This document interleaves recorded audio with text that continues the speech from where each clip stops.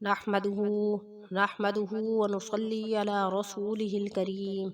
اما بعد فاعوذ بالله من الشيطان الرجيم بسم الله الرحمن الرحيم اللهم صل على سيدنا محمد النبي الأمي وعلى آلہ وبارک وسلم۔ شروع اللہ کے نام سے جو بڑا مہربان اور نہایت رحم کرنے والا ہے۔ بیس قرآنی وظائف کی طرف سے ہمارے تمام بہن بھائیوں کو السلام علیکم ورحمۃ اللہ وبرکاتہ۔ تو آج کا جو ہمارا وظیفہ ہے وہ جادو کے حوالے سے ہے کہ جادو کیا ہے۔ جادو ایسی چیز ہے کہ جس کے ذریعے انسان بیمار پڑ جاتا ہے۔ جادو کے ذریعے اولاد کی بندش کروا دی جاتی ہے کہ فلاں شخص کی اولاد نہ ہو۔ وہ ڈاکٹروں کے پاس جا کر علاج کروا کے تھک جاتا ہے لیکن اولاد نہیں ہوتی۔ تو جب تک جادو کا علاج نہ ہو تب تک آپ ٹھیک نہیں ہو سکتے، کیونکہ آپ کو معلوم ہوگا کہ جادو تو ہمارے پیارے محمد مصطفیٰ صلی اللہ علیہ وسلم پر بھی ہوا تھا، اور اس کا علاج قرآن کے ذریعے ہوا تھا، نہ کہ جعلی پیروں فقیروں کے ذریعے ہوا تھا۔ تو جادو کے ذریعے رشتوں میں بندش کروا دی جاتی ہے، یعنی جو لوگ کہتے ہیں کہ رشتوں میں بندش ہے تو یہ جادو کے ذریعے اور جنات کے ذریعے کروائی جاتی ہے۔ اور اسی طرح جیسے بچے اور بچیاں وہ اچھی تعلیم حاصل کر رہی ہوتی ہیں، یا کوئی بچہ آپ کا بہت لائق ہوتا ہے، اس کو لوگ دیکھتے ہیں یا خاندان میں کوئی دیکھتا ہے اور وہ حسد کی نظر سے دیکھتا ہے اور وہ جلتا ہے اور اس پر وہ بندش کروا دیتا ہے، جادو کروا دیتا ہے ایسا کہ تاکہ وہ بچہ اچھی تعلیم حاصل نہ کرے۔ اور اسی طرح بچے اور بچیوں کے رشتوں پر بندش کروا دی جاتی ہے تاکہ ان کے اچھے گھرانوں سے رشتے آئے ہی نہ، یا ان کے رشتے سرے سے ہو ہی نہ، اور وہ بچے اور بچیاں گھروں میں بیٹھے ہوئے بوڑھے ہو جاتے ہیں لیکن ان کے رشتے نہیں ہوتے۔ اور اگر کوئی کسی رشتے کی آس امید لگ بھی جائے تو معاملات طے ہونے سے پہلے بات ختم ہو جاتی ہے۔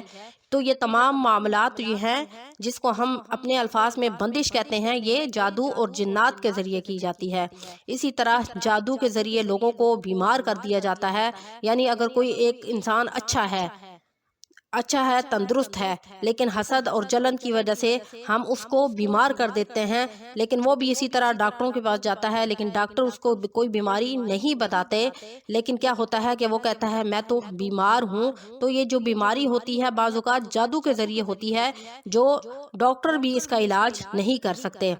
اگر جادو کا روحانی علاج نہ کیا جائے تو انسان مر بھی سکتا ہے۔ اسی طرح اگر کوئی شخص اچانک بیمار ہو جائے لیکن علاج کروانے کے باوجود بھی اگر وہ ٹھیک نہ ہو تو اس کا روحانی علاج کرائیں۔ بعض اوقات جادو کے ذریعے انسان کو بیمار کر دیا جاتا ہے، بظاہر تو وہ بیماری نظر آتی ہے لیکن وہ کیا ہوتا ہے، وہ جادو ہوتا ہے۔ آپ ڈاکٹروں کے پاس جاتے ہیں لیکن ڈاکٹر کیا کہتے ہیں کہ آپ تو ٹھیک ہیں، آپ کو اس طرح کی کوئی بھی بیماری نہیں ہے، لیکن انسان اپنے آپ کو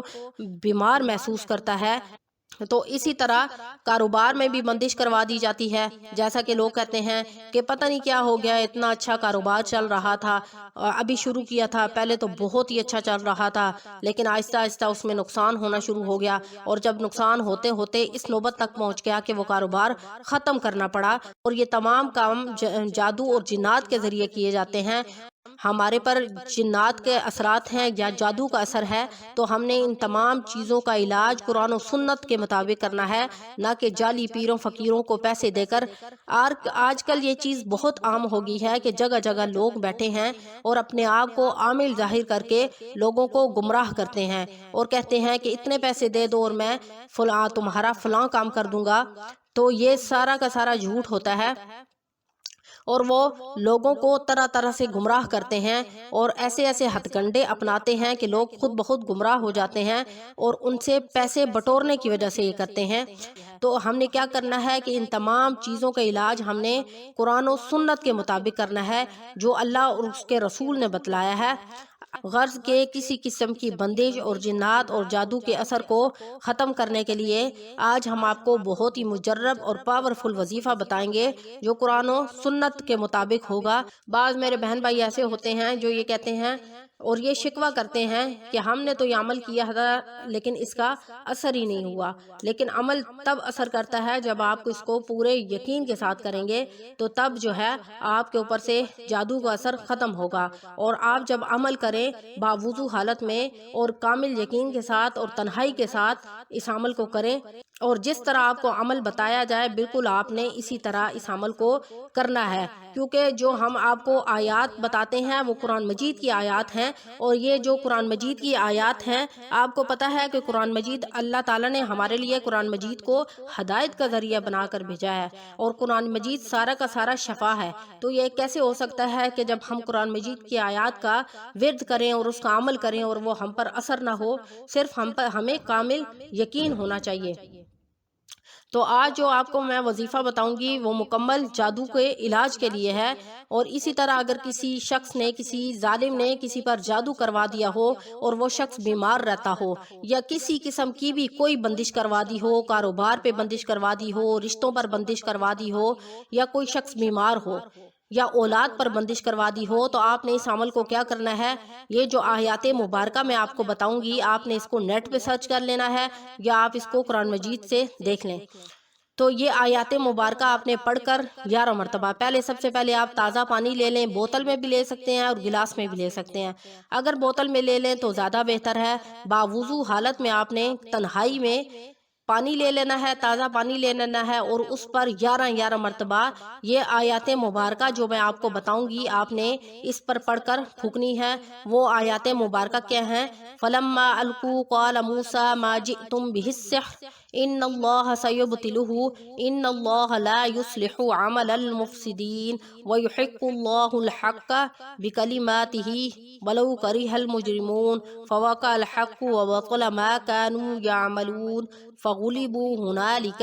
وَانقَلَبُوا صَاغِرِينَ وَأُلْقِيَ السَّحَرَةُ سَاجِدِينَ قَالُوا آمَنَّا بِرَبِّ الْعَالَمِينَ رَبِّ مُوسَىٰ وَهَارُونَ إِنَّمَا صَنَعُوا كَيْدُ سَاحِرٍ وَلَا يُفْلِحُ السَّاحِرُ حَيْثُ أَتَىٰ۔ یہ سورۃ طٰہٰ کی آیات ہیں، ٹھیک ہے؟ میں دوبارہ آیات مبارکہ آپ کو بتاتی ہوں، یہاں سے آپ نے شروع کرنی ہے۔ فَلَمَّا أَلْقُوا قَالَ مُوسَىٰ مَا جِئْتُمْ بِهِ السِّحْرُ إِنَّ اللَّهَ سَيُبْطِلُهُ إِنَّ اللَّهَ لَا يُصْلِحُ عَمَلَ الْمُفْسِدِينَ وَيُحِقُّ اللَّهُ الْحَقَّ بِكَلِمَاتِهِ وَلَوْ كَرِهَ الْمُجْرِمُونَ فَوَقَعَ الْحَقُّ وَبَطَلَ مَا كَانُوا يَعْمَلُونَ فَغُلِبُوا هُنَالِكَ وَانقَلَبُوا صَاغِرِينَ وَأُلْقِيَ السَّحَرَةُ سَاجِدِينَ قَالُوا آمَنَّا بِرَبِّ الْعَالَمِينَ رَبِّ مُوسَىٰ وَهَارُونَ إِنَّمَا صَنَعُوا كَيْدُ سَاحِرٍ وَلَا يُفْلِحُ السَّاحِرُ حَيْثُ أَتَىٰ۔ یہ جو آیات مبارکہ میں نے آپ کو دی ہیں، آپ نے کیا کرنا ہے کہ باوضو حالت میں تازہ پانی لے لیں، ایک گلاس میں لے لیں یا بوتل میں لے لیں، تو یہ آیات مبارکہ 11 مرتبہ پڑھ کر آپ نے دم کرنی ہے، اپنے اوپر بھی اور اپنے گھر کے اوپر بھی آپ نے اس آیات مبارکہ کو دم کرنی ہے۔ جس کمرے میں آپ بیٹھیں اس کے چاروں کونوں پہ یہ آیت پڑھ کر پھونک دیں، اور اس پانی میں سے 3 گھونٹ، یعنی جب آپ دم کر لیں تو اس پانی میں سے 3 گھونٹ مریض کو پلا دیں۔ اگر آپ کو یہ خدشہ ہو کہ فلاں بندے پر کسی نے جادو کروا دیا ہے اور وہ بیمار پڑا ہوا ہے، تو آپ یہ آیات مبارکہ دم کر کے 3 گھونٹ جو ہے مریض کو پلائیں، اور باقی پانی سے